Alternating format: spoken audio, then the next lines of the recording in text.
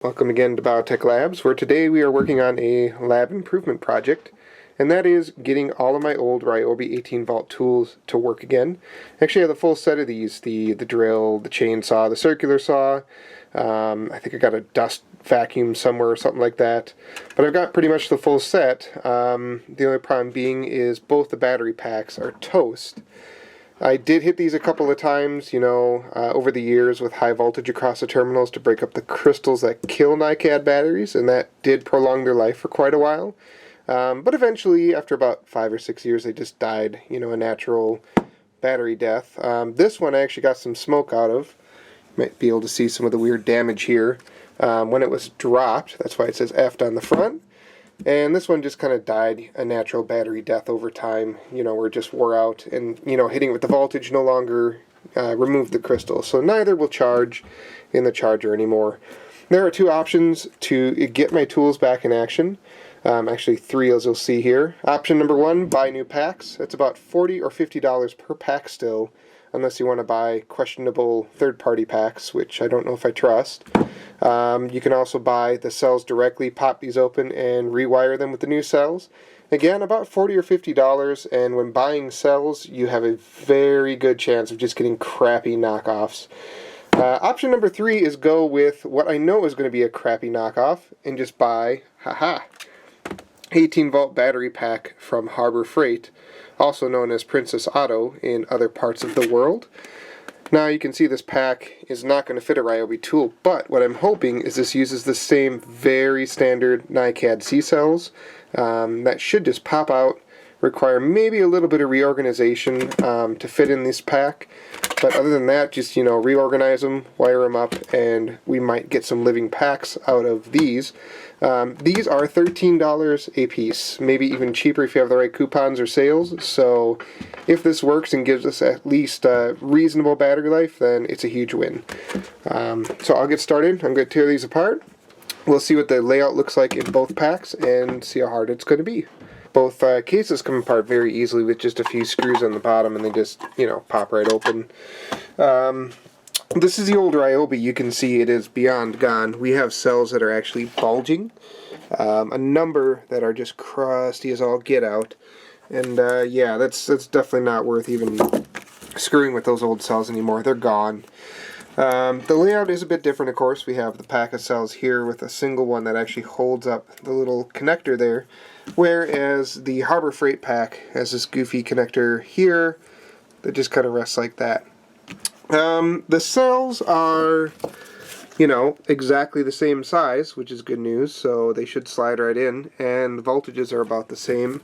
The Harbor Freight lists the rating at about 1300 milliamp hours, while I will have to look up what the Ryobi does.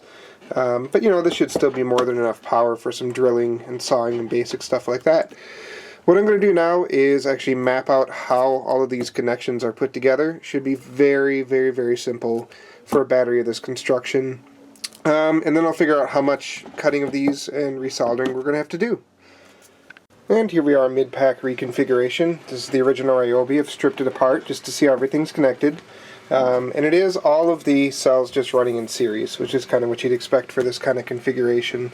And then on this one, you've got this last cell runs directly up to the negative. This is marked as the positive, right after the positive post to the top terminal. And then you've got this guy here, which runs to this little pack below, which is a little thermistor that tells the charger whether or not this bad boy is going to blow up or not. So that's something we'll definitely want to integrate in to the pack, as the Harbor Freight one didn't have anything so fancy. On the Harbor Freight pack here, it's the same kind of thing. Everything is just in series. I did have to remove, this one cell that was sitting right here, or like this, because that's going to have to go on top to make the pack fit. We're just going to solder a jumper wire between here and here, and then we're going to run this to the bottom of our lone cell on the negative, and then for the positive, it'll just have the cap on top, and then the negative from this cell will run up to the negative on the connector, and that should give us the same 18 volts capacity and whole 9 yards that we have on the original pack. Here we are, just the last steps right before assembly. Got the top off and ready to attach to the new pack. And then we've got our jumper wire in place, and we're getting ready to go. Now, I don't know if I mentioned this earlier, but do be very careful with these packs as they hold a lot of power potential. Two of these together can weld, real thin steel, as I'll link below. There's a dude who did that, and it actually works. So, be careful. It'll leave you with a nasty surprise. Try to discharge them as much as possible, and do not cross the streams if you do not have to, which you shouldn't. Now, a word on battery construction. The way they build these packs is they actually hot punch the connectors in place, because soldering them would be inefficient and too much heat on these will cause, battery failure very quickly. So if you do solder, you have to be very quick and not linger. Now these can be kind of a pain to get off on a good battery like this Ryobi, where it's a very, very thick tab. The way I find best is to actually drill out the little divots, rivets, whatever, with the appropriate drill bit, and it'll pop right off and be reusable like this guy here. We'll straighten that out and solder it on then to the new cell. Now, to prep the new cell, what I do is just take some rough sandpaper and rough it up. And then I actually use the kind of paste flexi wood for pipes and stuff. It's a bit thick for normal electronic soldering. For batteries, it's perfect.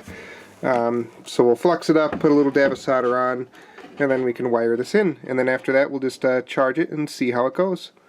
Here we are. The pack is all fully assembled and went together quite nicely. No bulges or weird stuff like that. Before I put it back together, I did put the cardboard protector back in, heat shrunk everything, taped it down, put the thermistor back against the pack so it can provide protection there against overcharging or overheating. And yeah, so that went together quite well. Let's hit it with the multimeter just to make sure it's putting out reasonable voltages. 19.3 according to this. Very nice. You know what? Let's slap it on the drill and see if we get any action out of it. Here we go. Ready? Oh, look at that. Yes, it's got power once again. I haven't used this thing forever just because I've been cheaping out on packs. So 13 bucks and it's ready to go. What I am going to do now is wear this pack down a bit. It does seem to be actually reasonably charged out of the package from Harbor Freight. I'm not quite sure how much charge they put on it, but I'll wear it down doing some drilling stuff around here, and then after that we'll throw it on the charger and see if it'll actually charge properly. This beat up old charger should not know the difference between an official Ryobi pack and the Ryobi pack with the guts of another, as long as we have the same thermal protection in place and everything is wired up reasonably close to the way it was before, at least given the same voltages and capacities. So I'll let you know how that goes. For now I'm going to go find some stuff to drill, and yeah, glad that worked out. Have a good one. Thanks for watching.